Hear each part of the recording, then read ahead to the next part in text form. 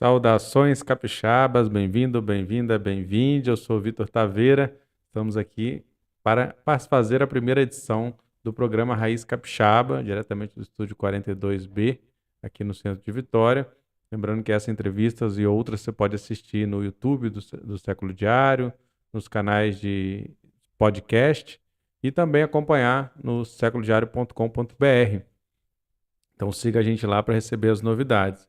Para começar aqui a nossa conversa nesse programa, nós vamos falar um pouco da história das lutas do Espírito Santo e o tema é Cotaxé, que é um distrito lá de Ecoporanga, onde ocorreram vários conflitos, né, pela posse da terra, lutas camponesas, e é sobre isso que nós vamos falar, porque continua ecoando, né, até hoje essa questão. Vamos ter, inclusive, um curso online com vagas abertas, começa no próximo dia 25 de março. Se você gostar do programa, quiser saber mais como participar desse curso, a gente vai dar, né, no finalzinho aí algumas informações sobre como fazer a inscrição. A partir do dia 25 de março vai começar esse curso. Aí, para tratar do tema, né, nós temos aqui no estúdio a presença do Vander Costa, que é filósofo, produtor cultural e um dos idealizadores da Universidade Livre de Cotaxé e de outras atividades, né, conhecido por lá, né? E também o Weber José de Oliveira, que é professor do Departamento de História da UFES e um estudioso da questão lá de Cotaxé. Então, bem-vindos ao Raiz Capixaba. Queria começar aqui com o Vander para você nos contar um pouco do motivo de que Cotaxé tem sido chamada da capital das lutas camponesas do Espírito Santo. Inclusive, tem uma plaquinha, né, que foi feita, que está aqui na nossa ambientação do estúdio, que ela foi colocada lá em Cotaxé. Queria que você contasse um pouco de por que esse lugar tem recebido essa alcunha e como é que está sendo esse processo, né? Primeiramente, boa tarde, Vitor. Boa tarde, Weber. Uma satisfação, né, estar aqui nesse bate-papo com vocês. Agradecer, né, por mais essa oportunidade, né, da gente estar podendo falar de um assunto tão relevante, né, da luta dos camponeses de Cotaxé região, né, ali dos poceiros e das poceiras, né? Nós dizemos que Cotaxé é a capital das lutas camponesas, foi até um termo muito apropriado, né? Quem sugeriu foi um amigo, o Perli Cipriano, porque foi onde de fato teve a luta de camponeses mais importante do Estado, né? Um movimento organizado na final da década de 40 até meados da década de 60, né? Porque assim, é uma região de muitos conflitos, né, pela posse da terra, mas aonde de fato houve um movimento organizado para para fazer frente nessas investidas, né, dos grileiros, né, é, da própria força do Estado, né, representada ali pela polícia, né, os jagunços e tudo. Então, isso aconteceu em Cotaxé, enquanto outros lugares acontecia essas investidas, os massacres, mas ali em Cotaxé, no entorno de Cotaxé, né? Inclusive tem um local que eu até visitei recentemente, né? Onde ali morava vários camponeses. Não lembrei assim, mas depois, se for o caso, eu falo. Mas então é isso que dá esse caráter, né, de capital das lutas camponesas, né? E aí vocês fizeram essas plaquinhas, né, que é como se fossem as plaquinhas, né, de ruas e tal, né, nesse estilo de placa de ruas, com essa mensagem. Isso foi feito uma mobilização lá em Cotaxé, né, para pregar essas plaquinhas. Como é que foi? Isso acho que são duas marcas ali que a gente procura fortalecer, né? Capital das lutas camponesas e o projeto da Universidade Livre, né? Foi a última atividade que nós fizemos em Cotaxé, né? E aí nós pregamos várias plaquinhas dessas na casa dos moradores, né? Então, assim, foi uma atividade é, bem interessante, Uhum. né? Então, assim, tá bem demarcado, foi muito legal. Nós vamos voltar para falar da Universidade Livre de Cotaxé, né, daqui a pouquinho, mas antes nós vamos entrar um pouco mais nesses meandros, né, desses conflitos. Perguntar para o professor Weber como é que ele explica essas questões, quais são os motivos desses conflitos, né? A gente tem uma questão ali territorial de disputa entre Minas e Espírito Santo, né? Para quem não sabe, o Coporanga está ali na divisa entre os dois. E nós estamos falando, né, mais para o início do século, né? Então, ali é a chamada região do Contestado, e esses conflitos também se mesclam, né, questões territoriais, interesses dos estados, de cobrança de impostos, de atividades econômicas, com esse conflito pela posse da terra. Como é que você explica para a gente esse contexto e como ele reflete nessa disputa e nessa luta camponesa? Bom, boa tarde, queria cumprimentar o Wander, você, Vitor, a quem nos assiste. Bom, o contestado capixaba, nós poderíamos definir como um conjunto de conflitos e fenômenos sociais típicos do campo que vigoram, né, vigoraram e ainda de alguma maneira vigoram desde pelo menos o século XIX, e tem a ver com, como você já em alguma medida adiantou, com o problema da fronteira, e fronteira aqui pensado em duas dimensões: a fronteira geopolítica, na medida em que a região do Cotaxé e adjacências eram regiões disputadas tanto por Espírito Santo quanto por Minas Gerais, né, por conta de indefinições fronteiriças, e esse problema se arrastou desde o século XIX, atravessou a primeira metade do século XX, só houve um tratado em 1963, quando de fato se dirimiu esse problema da fronteira. E como era uma terra indefinida quanto à jurisdição, né, quanto ao domínio do Espírito Santo ou Minas Gerais, acabou se tornando uma região em que prevaleceu durante muito tempo a lei do mais forte, né? Ou seja, foi uma região, o epicentro, portanto, de atração de poceiros, né, camponeses pobres, né, desvalidos, mas também de grileiros de terra, grandes fazendeiros, especuladores imobiliários, a atuação da jagunçada, né? Via de regra utilizava a violência como principal mecanismo e arma política. E esse fenômeno ele teve dois grandes pontos altos, né? Embora seja permeado por vários outros processos. Mas entre o final da década de 40 e início dos anos 50, no movimento de camponeses liderado por um sujeito denominado Udelino Alves de Matos, proveniente da Bahia, por lá chegou para atuar como professor, né, em fazendas da região, e acabou se tornando uma liderança camponesa importante. E um outro ponto importante, momento importante, na década de 60, quando o movimento passou a ser dirigido, embora haja elementos de continuidade entre um e outro processo, mas passou a ser dirigido pelas ligas camponesas, né? E aí a atuação de outras importantes lideranças naquele processo. A historiografia capixaba, ao longo do tempo, lidou muito mal com o problema do contestado capixaba, né? E eu queria destacar esse ponto rapidamente. Primeiro porque tratou o problema do contestado capixaba a partir de duas chaves de leitura, ambas equivocadas, né? A primeira é a ideia do messianismo, né, que é uma chave de leitura equivocada, que trata e acaba por estigmatizar negativamente os camponeses, né, pobres, né, porque o messianismo pressupõe a ideia de que a sociedade, um segmento da sociedade se aliena do conjunto da população em vistas de aguardar o retorno do Messias, né? Uma espécie de sebastianismo, né? E aí acaba por estigmatizar os camponeses, os movimentos do campo como um movimento organizado e perpetrado por lunáticos, né? E aí a figura do Udelino é retratada pela historiografia tradicional como uma espécie de novo Antônio Conselheiro. Chamado de Canudos Capixaba, né, Cotaxé? Isso está, de certo modo, consagrado na literatura, né, em textos literários escritos por Adilson Vilaça, que é um jornalista, que depois transpôs para um livro de história, uma narrativa eminentemente literária.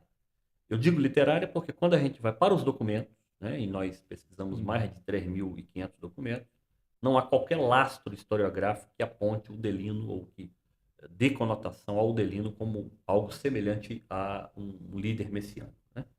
Esse é um primeiro problema. O outro problema é analisar o problema do contestado capixaba à luz da chave do emancipacionismo. A ideia segundo a qual o Delino Alves de Matos, que era esse sujeito proveniente da Bahia, professor, etc., havia encampado um movimento de emancipação, de criação de um novo Estado, né, à época denominado Estado União de Jeová, na região, né, já que Espírito Santo e Minas não adquiriam primazia, né, do controle sobre aquela porção de terra. Essa é uma compreensão também equivocada, sem lastro na documentação, né? Não há nenhuma menção nesses mais de 3.000 documentos que apontem para essa ideia de que o Delino era esse líder emancipacionista. Pelo contrário, né, quer dizer, ele era uma figura muito compreendia muito bem quais eram os seus limites institucionais, né? Era uma liderança importante que dava assistência de todos os tipos aos camponeses que por lá chegavam, mas longe de ser um sujeito que encampava qualquer movimento emancipacionista. O nosso trabalho ele vem na perspectiva, portanto, de desmistificar essa história, né, acerca do contestado capixaba. Né? Uhum. Wander, você está aí com a camisa do Seminário de Humanidades, né, do sexto, não é isso? Isso. Que foi um processo que tem sido importante, né, para trazer à tona essa história, junto com essas pesquisas, até despertando a curiosidade de pesquisadores, ou trazendo esses pesquisadores, né, para dialogar lá em Cotaxé mesmo. Queria que você contasse um pouco dessa organização, né, digamos, que tem sido meio autônoma, ou à parte até né, aliado com a universidade também, com os pesquisadores, mas de uma forma também autônoma, né, de promover vivências por lá, junto com a comunidade. Como é que você vê a importância desses processos, o que eles têm gerado, inclusive lá em Cotaxé?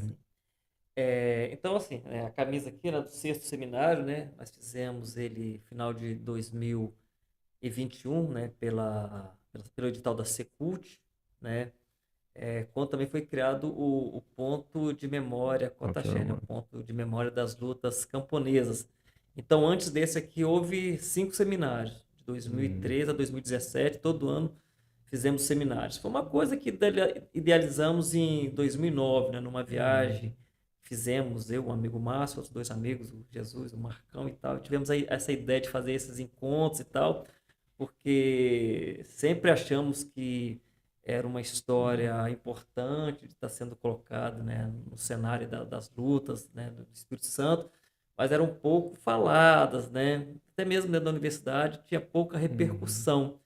E então, em 2013, quando fizemos o primeiro seminário, a gente conseguiu, né, conseguimos levar pessoas de vários cursos, né? E a partir daí envolvemos professores do Departamento de Geografia, das Ciências Sociais, né, de História.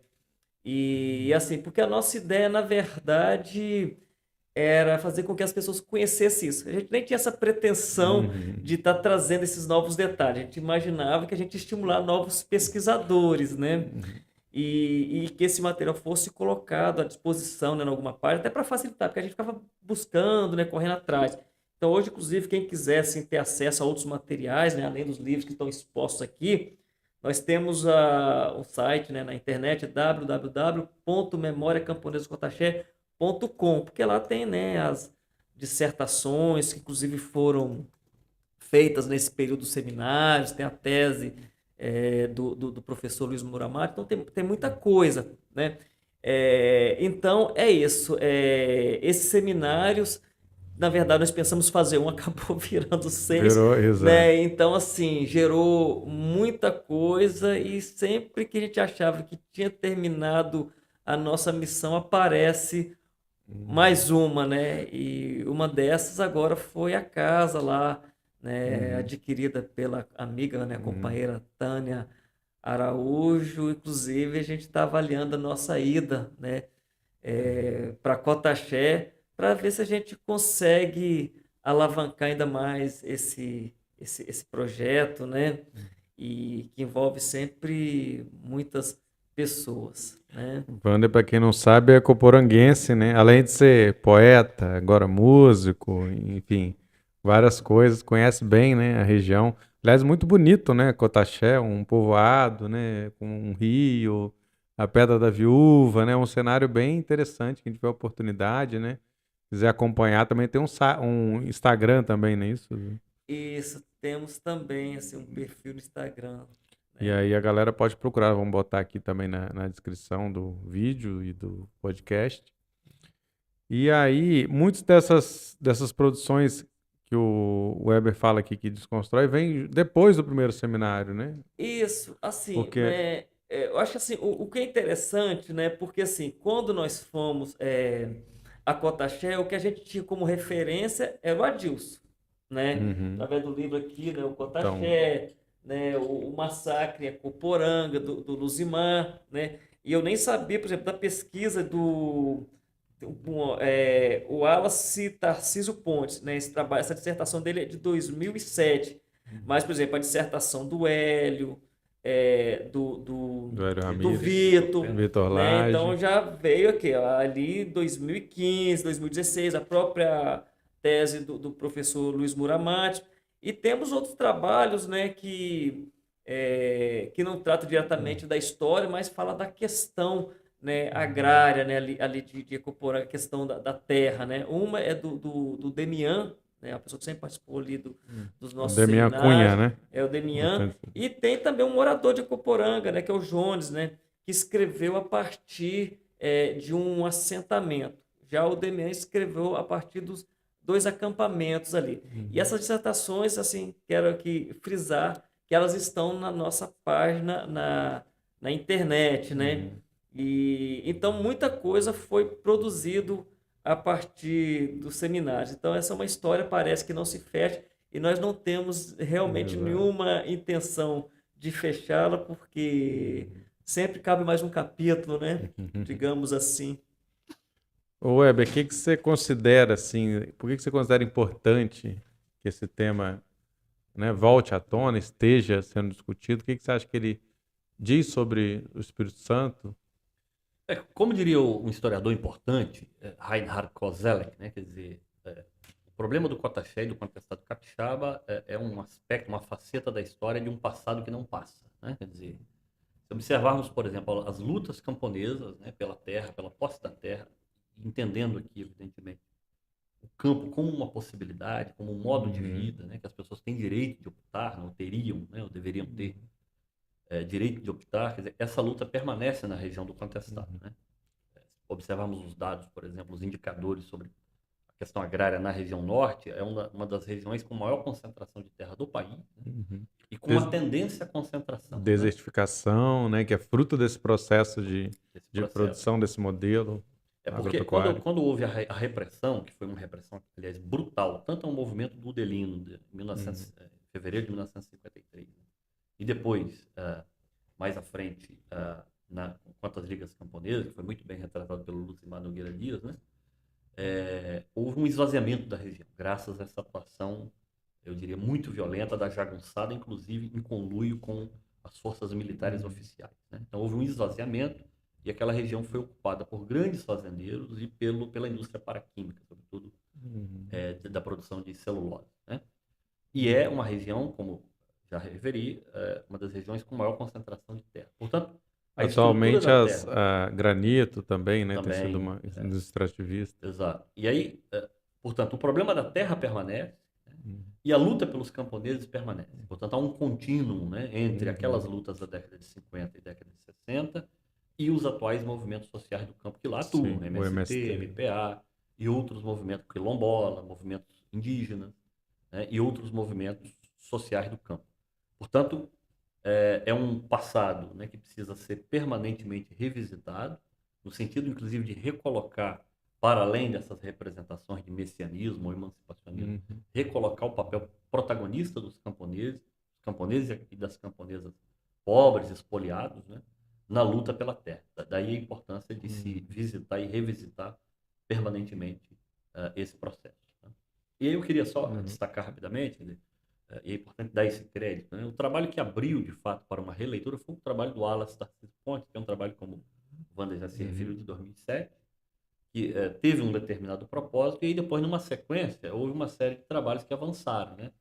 O trabalho do Hélio, o trabalho do Vitor Lage Pena, que escreveu uma excelente dissertação, inclusive sobre essa historiografia, né, produzida, inclusive fílmica, né, produzida sobre o Cotaxé, e mais recentemente lançamos uma coletânea, teve a participação de todos esses sujeitos, que já é, digamos, um trabalho proveniente dessa pesquisa documental que nós fizemos, dessa documentação que nos foi revelada no Arquivo Público do Espírito Santo. E, assim como o problema da terra permanece, a luta camponesa permanece, permanece também um objeto, né, um objeto de estudo, e que precisa ser efetivamente estudado e temas, né, acerca do problema aprofundados, né? Ainda só um spoiler que depois, assim, quem entrar no YouTube depois vai ver, nós vamos falar um pouco de cada livro, um pouco dessa questão aqui, essas produções, para o pessoal entender também como é que está né, essa produção atualmente. E aí vou perguntar para o Wander também, para ele contar agora, finalmente, sobre a Universidade Livre de Cotaxé, né? Eu acho que é um nome que já Sim, chama atenção, porque universidade, porque livre, porque de Cotaxé. sim. Várias perguntas, explicar um pouco o que é, como é que está acontecendo, quais são os próximos passos. Deixa eu só falar de uma coisa antes de entrar nessa questão aí, Vitor. Vai lá. Então, assim, o Heber até falou, né, do livro que ele produziu, né, na verdade, organizado por ele, pelo Hélio, Vitor Leonardo Zanqueta, né, que é o Contestado Capixaba, né?